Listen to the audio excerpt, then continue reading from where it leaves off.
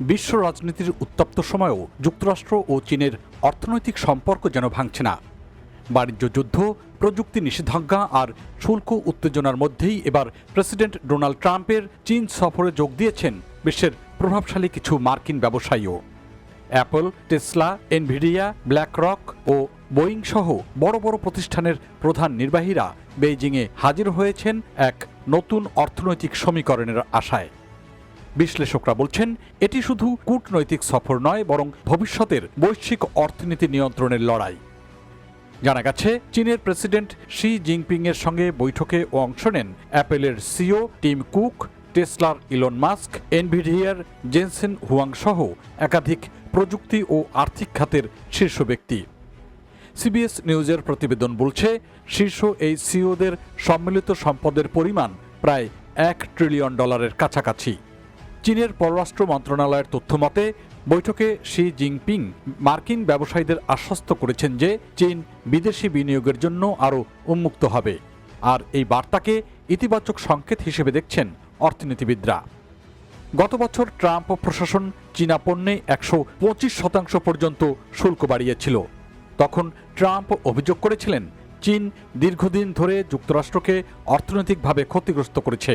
কিন্তু বাস্তবতা হলো, বিশ্বের দ্বিতীয় বৃহত্তম অর্থনীতি হিসেবে চীন এখনও মার্কিন কোম্পানিগুলোর জন্য বিশাল বাজার। বিশেষজ্ঞদের মতে, যুক্তরাষ্ট্র ও ইউরোপে ভোক্তা ব্যয় কমে যাওয়ায় অনেক কোম্পানি এখন চীনের মধ্যবিত্ত শ্রেণীর দিকে ঝুঁকছে। প্রযুক্তি, গাড়ি, কৃত্রিম বুদ্ধিমত্তা, আর্থিক সেবা ও কৃষিপণ্য খাতে বড় সুযোগ দেখছেন তারা।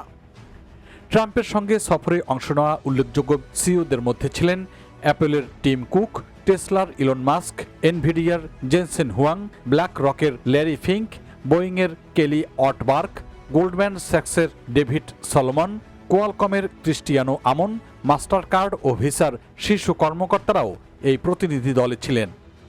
বিশ্লেষকরা বলছেন, এই সফর দেখিয়ে দিচ্ছে যে প্রযুক্তি ও ব্যবসা এখন বৈশ্বিক কূটনীতির বড় অংশ হয়ে উঠেছে। সফরের মধ্যে ট্রাম্প দাবি করেছেন, চীন 200টি বোয়িং 737 ম্যাক্স উড়োজাহাজ কেনার বিষয়ে রাজি হয়েছে।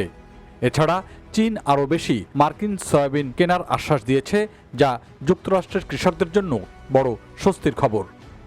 অন্যদিকে এনভিডিয়া চায় চীনের এআই বাজারে আরও প্রবেশাধিকার, কারণ যুক্তরাষ্ট্রের রপ্তানি নিষেধাজ্ঞার কারণে কোম্পানিটির উন্নত চিপ বিক্রি বাধাগ্রস্ত হচ্ছে। একইভাবে চীনে সম্পূর্ণ স্বয়ংক্রিয় গাড়ি চালুর অনুমতি পাওয়ার চেষ্টা করছে টেসলা। বিশ্লেষকদের মতে, এই সফর যুক্তরাষ্ট্র ও চীনের মধ্যে নতুন যোগাযোগের পথ তৈরি করতে পারে। এতে দুদেশের অর্থনৈতিক উত্তেজনা কিছুটা হলেও কমার সম্ভাবনা রয়েছে। এদিকে নিউ ইয়র্ক টাইম, ব্লুমবার্গ ও সিবিএস নিউজের প্রতিবেদনে বলা হয়েছে, এই সফর ভবিষ্যতে যুক্তরাষ্ট্র চীন সম্পর্কের জন্য গুরুত্বপূর্ণ মোড় হতে পারে।